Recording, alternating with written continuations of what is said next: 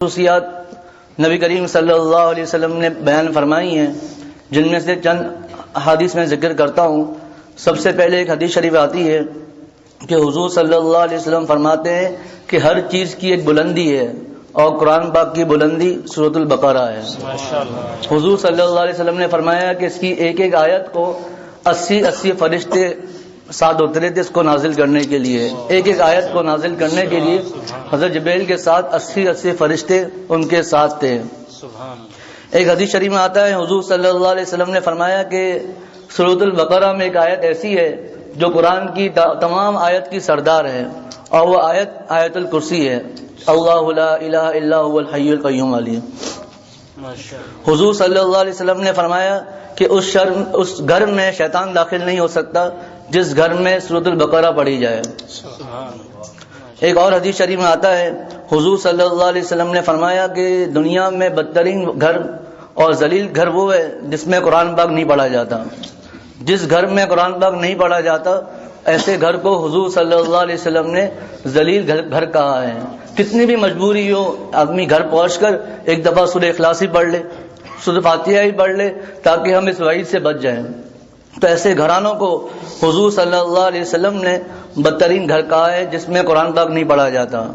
ایک حدیث شریف میں آتا ہے حضور صلی اللہ علیہ وسلم نے فرمایا جو شخص سورۃ البقرہ کی 10 آیتیں پڑھ لے تو اس کے گھر میں شیطان داخل نہیں ہوگا اور اس کو کوئی چیز تکلیف نہیں پہنچا سکتی، جس میں جنات وغیرہ سب آ گئے اور ہر تکلیفیں اس میں آ گئی۔ اس میں ایک اور بات ہے میں آگے عرض کرتا ہوں، لیکن وہ 10 آیتیں کون سی ہیں؟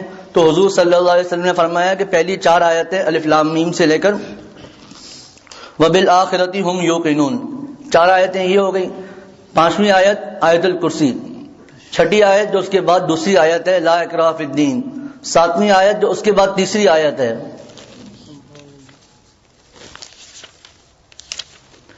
تو 4 آیتیں پہلی شروع کی 4 آیتیں ہو گئیں، اس کے بعد 5ویں آیت ہے اللہ لا الہ الا هو الحی القیوم آیت الکرسی، 6ٹھی آیت ہے لا اکراہ فی الدین والی، اور 7ویں آیت ہے اللہ ولی الذین آمنوا۔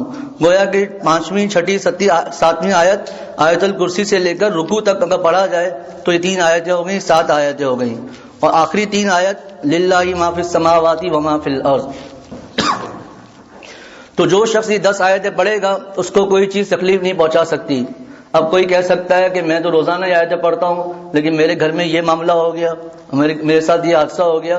ہمارے پیارے شیخ العرب والعجم عارف باللہ حضرت مولانا شاہ حکیم محمد اختر صاحب رحمۃ اللہ علیہ سے غالباً کسی خاتون کا خط موجود ہے تربیت عاشقان خدا میں، اس میں انہوں نے خاتون نے لکھا کہ حضرت میں دعائے انس پڑھتی ہوں، مناجات مقبول پڑھتی ہوں، منزل پڑھتی ہوں، آیت الکرسی پڑھتی ہوں اور بہت سی چیزیں لکھی، میں یہ سب چیزیں پڑھتی ہوں، اس کے باوجود ہمارے گھر میں چوری ہو گئی اور یہ معاملات گھر میں ہو گئے، میرے شوہر کا موبائل چھین گیا اور یہ واقعات ہو گیا وغیرہ، ایسا کیوں ہوا؟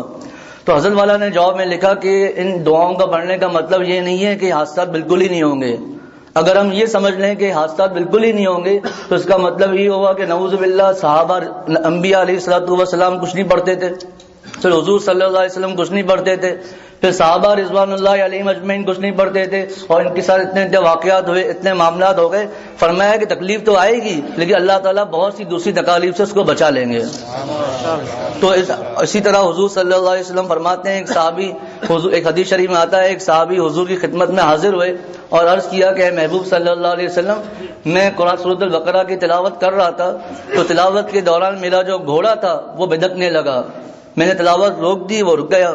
3 دفعہ ایسا ہی معاملہ ہوا، میرا بیٹا یحییٰ برابر میں سو رہا تھا تو مجھے ڈر لگا کہ اس کو چوٹ نہ آ جائے، اس کو تکلیف نہ آ جائے، تو میں نے تلاوت روک دی۔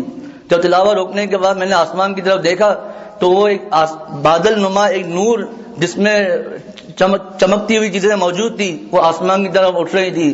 حضور نے فرمایا وہ فرشتے تھے، اگر تم پوری رات تلاوت کرتے تو رات صبح کے وقت عوام بھی دوسرے لوگ بھی اس کو دیکھ لیتے ہیں۔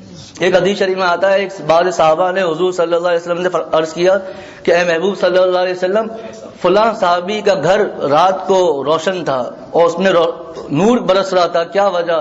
حضور نے فرمایا غالباً یہ شخص سورۃ البقرہ پڑھ رہا ہوگا۔ جب صبح کو معلوم کیا تو وہ شخص سورۃ البقرہ ہی پڑھ رہا تھا۔